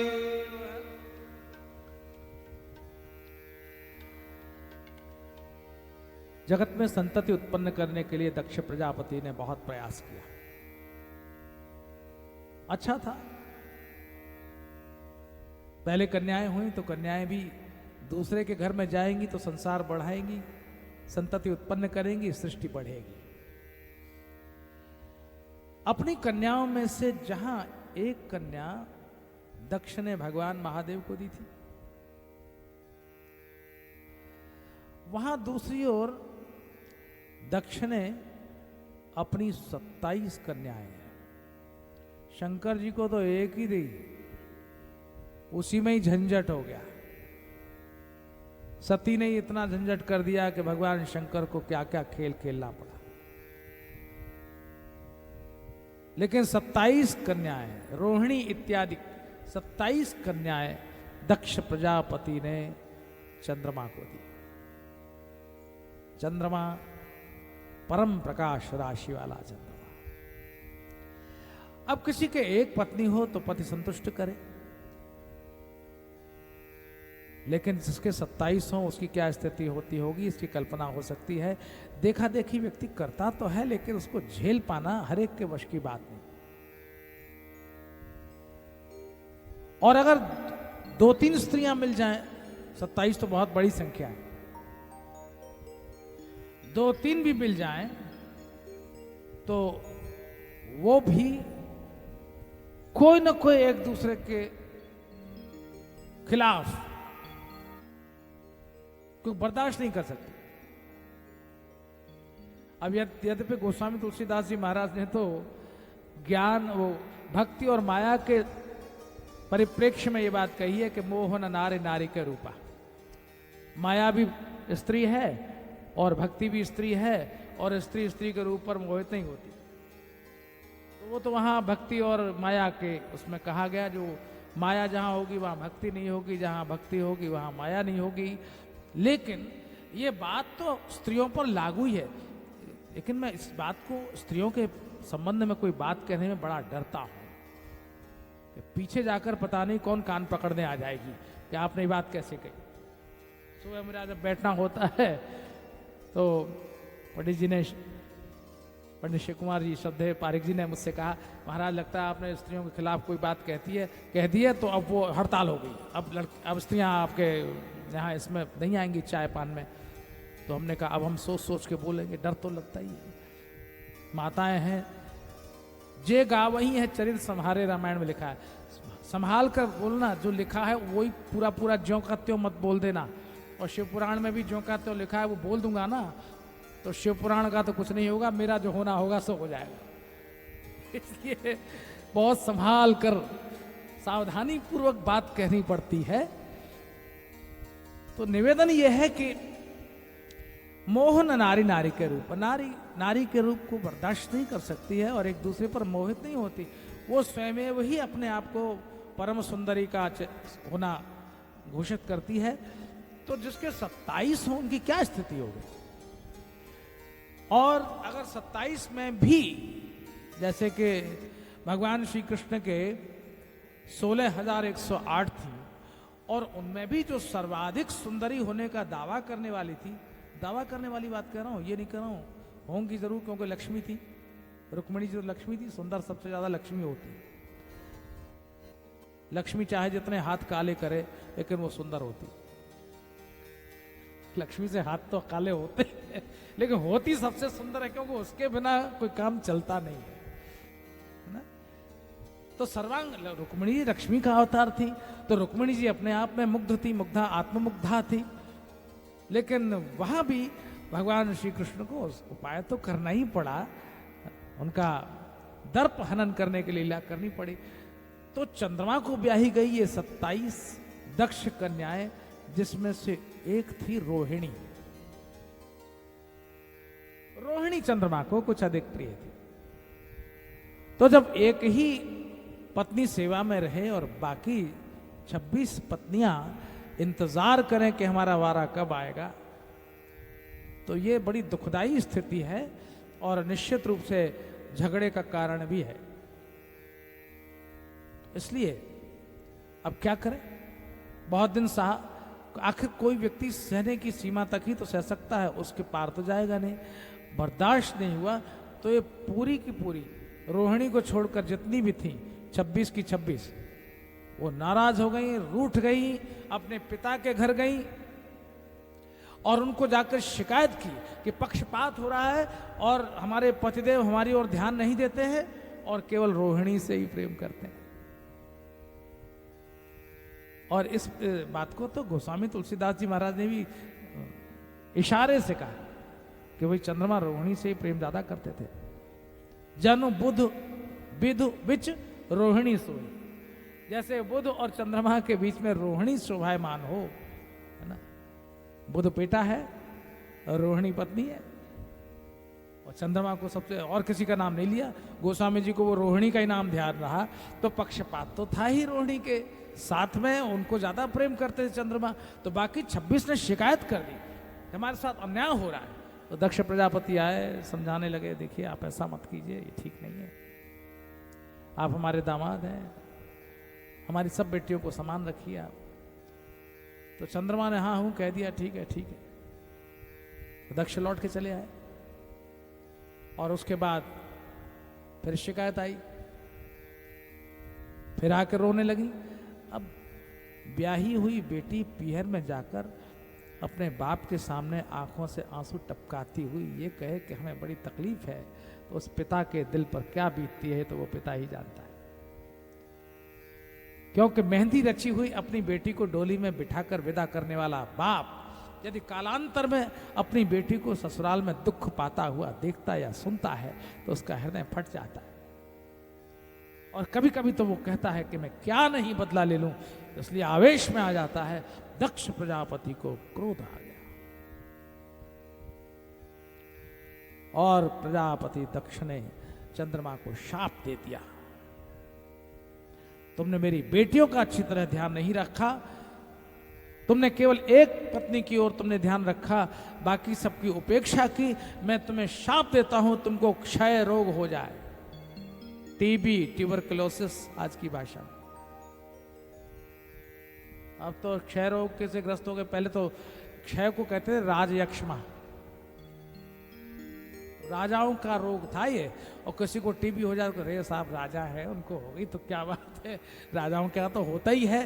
तो साधारण आदमी को टीबी होती नहीं थी। उसका मूल कारण यही था कि जो जितना आनंद में, विलास में, सुख में रहता है, ये टीबी जैसे रोग उसी के पीछे पड़ जाते हैं। मेहनत करने वाले को मुश्किल से होते हैं, जो कुदाल लेता है, फावड़ा चलाता है, उसको तो मजदूरों को नहीं होती थी पहले, अब तो सबको होने लगी, अब तो चाहे जिसको फैल गए। तो चंद्रमा को क्षय रोग हो गया, अब क्या करें। चंद्रमा ने प्रभास क्षेत्र में प्रस्थान किया। सौराष्ट्र प्रांत में, सौराष्ट्र सोमनाथंच कहा गया है, द्वादश ज्योतिर्लिंगों में, वहाँ चंद्रमा गए हैं और भगवान शिव का बड़ा सुंदर मंदिर स्थापित किया और उपासना की, तपस्या की, बहुत काल तक तपस्या की। भगवान शिव का पार्थिव लिंग स्थापित किया,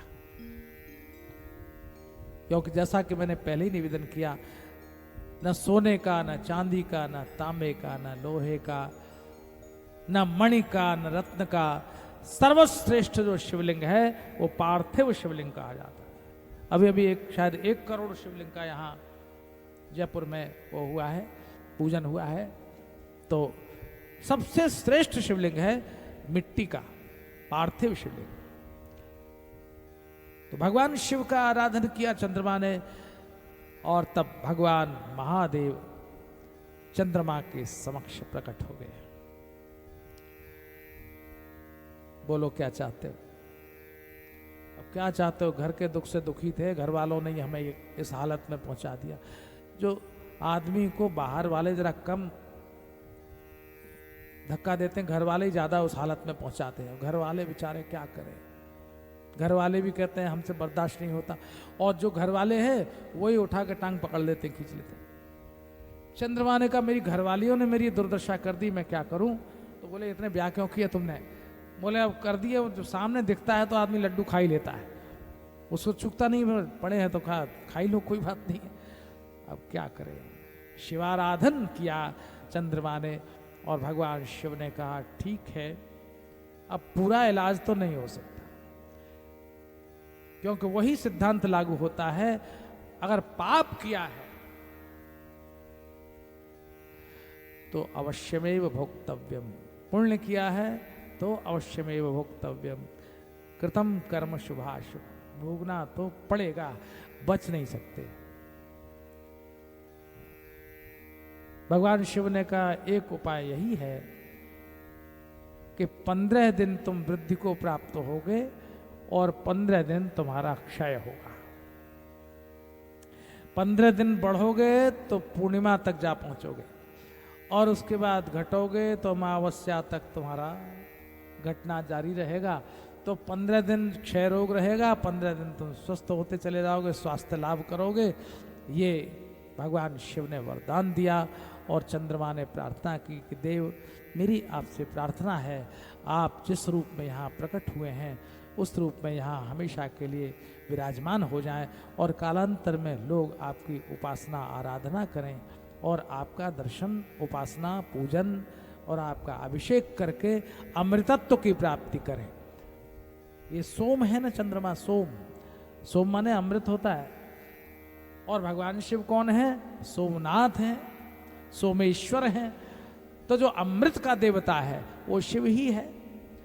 तो जो सोमनाथ भगवान की आराधना, अभिषेक करेगा, पूजन करेगा, वो कालांतर में भगवान शिव की कृपा का भाजन बनेगा। प्रभास क्षेत्र में भगवान चंद्रमा की स्तुति को सुनकर प्रसन्न हुए और हमेशा हमेशा के लिए वहाँ स्थित हो गए। आज भी भगवान सोमनाथ वहीं विराजमान है जहाँ कोटि जन वहाँ दर्शन करके अपने आप को धन्य होते हैं। भगवान कृष्ण ने भी कालांतर में उसी स्थान पर, कहते हैं, बहुत सुंदर सोने का मंदिर बनाया था। रावण ने भी वहां एक सोमनाथ भगवान का मंदिर उसी स्थान पर बनाया था, जो चंदन का था, उसकी सुगंध दूर दूर तक जाती थी। लेकिन आज के युग में भगवान सोमनाथ का मंदिर लौह पुरुष ने बनवाया। वो लौह पुरुष जिसने राष्ट्र को एक सूत्रता में पिरो दिया और सबको ये संदेश दिया कि चाहे तुम देश के किसी भी कोने में हो, लेकिन सोमनाथ भगवान के दर्शन करने आओगे तो तुमको वही फल प्राप्त होगा जो चंद्रमा को प्राप्त हुआ और जो भक्तों को प्राप्त होता है। अमृतत्व की प्राप्ति होगी। संध्या में प्रार्थना करते हो, ईश्वर से कहते हो, मृत्यु और माँ अमृतंगमय, मृत्यु से अमृतत्व की ओर जाए। भगवान शिव का दर्शन करके यह जीव मृत्यु से अमृतत्व की ओर चलता है। और तब त्र्यंबकम यजामहे सुगंधिम पुष्टिवर्धनम उर्वारुकमिव बंधनान् मृत्योर्मुक्षीयमामृतात्। मामृतात् मतलब अमृतत्व से नहीं, ये मृत्यु से मुक्ति मिले। तो अमृतत्व तो हर कोई चाहता है। तो ये भगवान शिव का अमर मंत्र हो गया। आज जो भी आराधना करते हैं भगवान सोमनाथ की, उनको फल प्राप्त होता है। तो सौराष्ट्रे सोमनाथं च श्रीशैले मल्लिकार्जुनम। भगवान का दूसरा अवतार, दूसरा प्राकट्य, दूसरा ज्योतिर्लिंग रूप से प्रकट होना वो हुआ श्रीशैल में। श्रीशैल है क्रौंच पर्वत। ये वो जगह है जहां कुमार रूठ गए थे। कुमार स्वामी, कार्तिकेय स्वामी रूठ गए थे। गणेश जी का ब्याह पहले कर दिया ना शंकर जी ने, तो रूठ गए। ये बेचारे कुंवारे ही रह गए। अब कुंवारे रह गए तो रूठ गए, और रूठ गए तो इतनी ऊंचे जाके बैठ गए कि वहां जाने में भी बड़ा परिश्रम होता है। आज तो साधन बन गए, लेकिन उस काल में तो कैसे लोग जाते होंगे इतना ऊंचे चढ़ के। हैदराबाद से कैसे चढ़ते होंगे भगवान जाने। भगवान मल्लिकार्जुन वहां स्थित। कहते हैं कि कुमार स्वामी रूठ गए थे, न लौटने का निश्चय करके गए, अब नहीं आऊंगा मैं यहां। आज भी आप सुन चुके हैं कि कैसे पार्वती जी हर पूर्णिमा को और भगवान शिव हर अमावस्या को कुमार स्वामी को मनाने के लिए जाते हैं मल्लिकार्जुन। और वहां हमेशा हमेशा के लिए भगवान मल्लिकार्जुन स्वरूप में विराजमान हो गए। भ्रमराम्बा देवी पार्वती वहां विराजमान हैं, उनका पूजन होता है। तो भगवान इसी तरह आप खोजते रहिए कुमार स्वामी को। आप खोजने जाएंगे और भक्तों को आपके दर्शन होंगे। आपका खोजना भक्तों के आनंद का विषय होगा। इसी तरह घूमते रहिए। जीव को फंसा दिया है, आप भी फंस गए, अच्छी बात है। आप कुमार को ढूंढिए और हम आपको ढूंढें। कहीं ना कहीं तो आप मिल ही जाएंगे। इस भावना से ये भक्त शिव दर्शन के लिए लालायित तो हो ज्योतिर्लिंग में जाता है, दर्शन करता है। भगवान शिव के दूसरे ज्योतिर्लिंग मल्लिकार्जुन का वर्णन यहाँ शिव पुराणकार ने किया। बाकी और 10 ज्योतिर्लिंगों की चर्चा हम आपके समक्ष कल करेंगे। भगवान शिव की विभूतियों का वर्णन, उनकी पावन लीला चरित्रों का वर्णन विगत निरंतर आप सुनते चले आ रहे हैं। आइए विश्राम की ओर चलें, 2 घड़ी भगवान के नाम का उच्चार करें और फिर आरती पुष्पांजलि। साम्ब सदा शिव, साम्ब सदा शिव, साम्ब सदा शिव, नमो नमः। साम्ब सदा शिव, साम्ब सदा शिव, साम्ब सदा शिव, नमो नमः। साम्ब सदा शिव, साम्ब सदा शिव, साम्ब सदा शिव, नमो नमः। साम्ब सदा शिव, साम्ब सदा शिव, साम्ब सदा शिव, नमो नमः। जय त्रिनेत्र जय त्रिशूलधारी, जय त्रिपुरारी, नमो नमः। जय त्रिनेत्र जय त्रिशूलधारी, जय त्रिपुरारी, नमो नमः। जय त्रिनेत्र जय त्रिशूलधारी, जय त्रिपुरारी, नमो नमः। जय त्रिनेत्र जय त्रिशूलधारी, जय त्रिपुरारी, नमो नमः। हर हर महादेव, हर हर महादेव, हर हर महादेव, हर हर महादेव, हर हर महादेव।